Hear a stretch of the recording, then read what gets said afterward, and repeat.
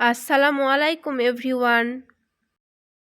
আজ আমি আপনাদের সাথে শেয়ার করব সহজ পদ্ধতিতে কলিজা ভুনার রেসিপি। চলুন দেখে নেই কিভাবে কলিজা ভুনা করতে হয়। কলিজা ভুনা করে নেওয়ার জন্য প্রথমে আমি চুলায় একটা ননস্টিকের কুকার বসিয়ে দিয়েছি এবং তাতে সয়াবিন তেল দিয়ে দিয়েছি। এখন আমি এই তেল গরম হওয়া পর্যন্ত অপেক্ষা করব। তেল ভালোভাবে গরম হয়ে এলে দিয়ে দিচ্ছি হাফ কাপ পরিমাণ পেঁয়াজ কুচি। তারপর দিয়ে দিচ্ছি 2টা থেতো করে নেওয়া রসুন। পেঁয়াজ রসুন দিয়ে দেওয়ার পর খুন্তি দিয়ে ভালোভাবে মিক্স করে দিচ্ছি। এই পেঁয়াজ রসুনগুলো আমি 2 মিনিটের মতো ভেজে নিব।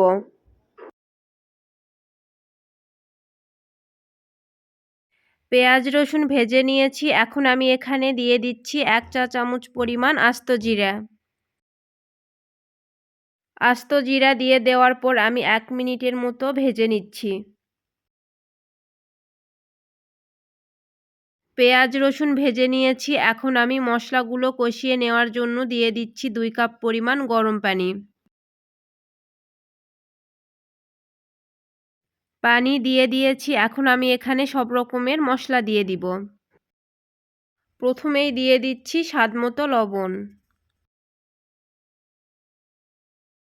হলুদের গুঁড়া দিয়ে দিচ্ছি 1.5 চা চামচ পরিমাণ। আদা বাটা দিয়ে দিচ্ছি হাফ টেবিল চামচ পরিমাণ।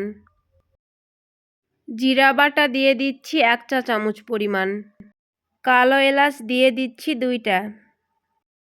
দারুচিনি দিয়ে দিচ্ছি 4-5 টুকরা।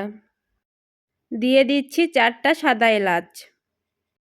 দিয়ে দিচ্ছি কয়েকটা লং এবং গোলমরিচ। মরিচের গুঁড়া দিয়ে দিচ্ছি 2 চা চামচ পরিমাণ। মরিচের গুঁড়ার পরিমাণ আপনারা আপনাদের টেস্ট অনুযায়ী কমিয়ে কিংবা বাড়িয়ে দিতে পারেন। খুন্তি দিয়ে ভালোভাবে মশলাগুলো মিক্স করে দিচ্ছি।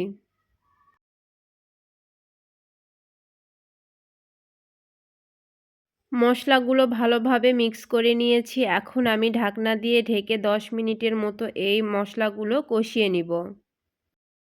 চুলার হিট মিডিয়ামে রেখে আমি মশলাগুলো কষিয়ে নিচ্ছি। 10 মিনিট পর আমি ঢাকনাটা সরিয়ে দিচ্ছি।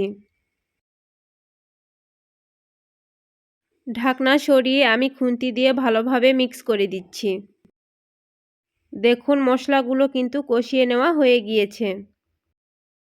এখন আমি এখানে দিয়ে দিচ্ছি 1 কেজি পরিমাণ গরুর কলিজা।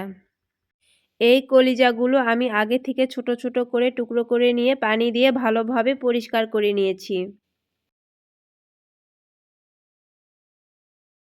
কষিয়ে নেওয়া মশলার মধ্যে আমি কলিজাগুলো ভালোভাবে মিক্স করে দিচ্ছি।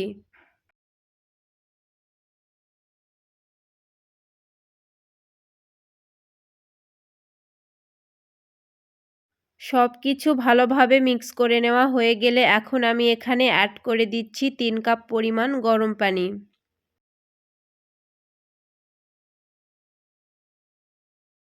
পানি দিয়ে দিয়েছি। এখন আমি খুন্তি দিয়ে ভালোভাবে মিক্স করে দিচ্ছি।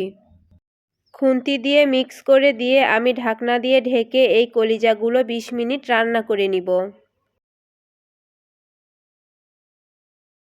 এই কলিজাগুলো আমি চুলা মিডিয়াম হিটে রেখে রান্না করে নিব। 20 মিনিট পর আমি ঢাকনাটা সরিয়ে দিচ্ছি। দেখুন কলিজা ভুনা থেকে কিন্তু পানি অনেকটাই শুকিয়ে এসেছে। এই কলিজাগুলো আমি নেড়েচেড়ে আর 2 মিনিটের মতো রান্না করে নিব। 2 মিনিট পর দেখুন আমার কলিজা ভুনা একদম রেডি। চুলা বন্ধ করে এখন আমি পরিবেশন করে নিব। তৈরি হয়ে গিয়েছে মজাদার কলিজা ভুনা। এই কলিজা ভুনা আপনারা রুটি, পরোটা কিংবা গরম ভাতের সাথে খেতে পারেন। রেসিপিটি ভালো লাগলে লাইক, কমেন্ট এবং শেয়ার করবেন। আজ এখানেই বিদায় নিচ্ছি। আল্লাহ হাফেজ।